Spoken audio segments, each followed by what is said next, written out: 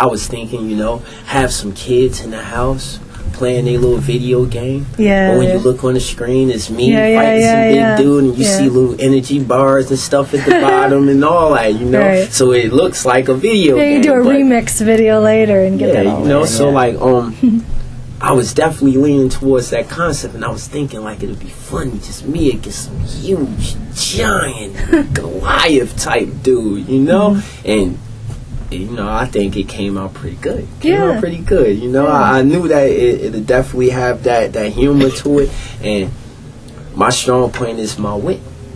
You know, that's my strong point. Yeah, like the part where you're laying across and you get the phone call. And you're in the room. Yeah, I mean, like, I was definitely improvising on that, too. I was thinking, like, you know, we in the corner, like, what In can I between do rounds, that, right. you know, will make this scene interesting? I don't just want to be in the corner, you know, it's Right. just, like, on the phone. And, like, first I wanted to, you know, be on the phone, sitting on the corner, laughing and joking while I just got stressed out, you know? Right. And couldn't hold the phone because of the glove, so I had my hype man hold the phone for Right. me. And then, like, I just was sitting there in a little stool, and I was looking at the ropes, and I was thinking, like, you know what?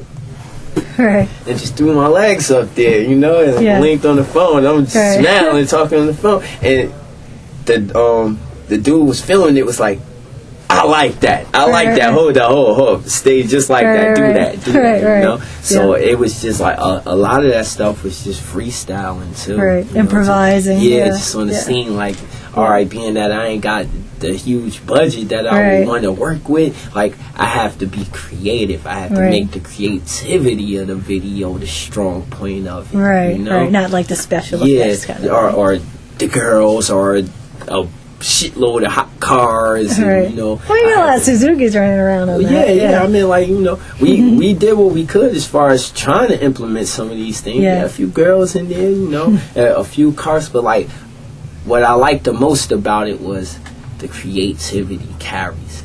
You know, it carries it. It was a story. It was a storyline there. I just didn't spend the whole video on the block rapping with my homies and maybe jumping the truck. Like, it was fighting scene, and I'm training for the fight. You know, and it like kind the of was like a storyline behind it. You know, so it put a lot more character into it. So like, the creativity definitely carried the video. That's what I like the most about it. You know? Yeah. And like, it's kind of my story, the underdog. You know, the underdog, the guy who get counted out, but you know, can't count him out because he, like, you know, a lot of people see the potential to be the champ one day in him. You know, I got all my training about this hands-on, seeing that, and you could quote me on this, I really don't care, that this thing is fake. You know, it's like finding out wrestling fake. It breaks your heart when you find out that Hulk Hogan really ain't molly-whopping people. Like, that's all staged. It's the idea that you have to present this image, you know, some kind of statement, some kind of brand, if you want to be commercially successful. Yeah, and it's like just being there, seeing the lights and the camera and the prep ups before it, and you know, them tell you exactly what to say and what to do and how to stand and all that shit. A lot of these A&Rs and label reps, like, they don't, you know, they're not going to put their job on the line to find something original. Right. If you're not doing what's working, they can't work with you. Right. That's why it's like you have to succeed on an independent thing first before they're like, okay, we could pick up on this. It's shown that it's viable. Yeah, I mean, it's basically, in a nutshell, show me you can make some money, and then we can make money together. Right. Bring some money back. You know, if you can't make no money off it, you know, we lazy now. We don't want to figure out how to sell you. If you can't figure out how to sell you, don't ask us to do it on our time. Right. We can't help you. You know, if you know how to sell you, then we here all day. I mean, like, that's why. Most respect to the country. It's where my family came from. You know, but I think that the A&Rs and the music reps, like, they so into whatever's making money that they're not really into change. They sitting back and they waiting on the next Little John to come to them. You know, they not looking for that next dude. You know, they looking for the next Little John. You got to come in there and have your own little okay, you know, and they got to remember Little John when they look at you. When they think about you, they got to think about somebody who making a lot of money. And then they'll be interested in selling you. But, like, not too many artists just want to stick to their guns because most of them chasing the fame. Yeah. They figure that the money and all that come with the fame. People are so scared to put their chips up on their self. You know? Maybe if I was a little bit more like Jay-Z, I'd say. Know what I'm saying? Maybe if I was a little bit more like 50 Cent, I'd say. Know what I'm saying? And this is how people think. Like, so they all interested in making money.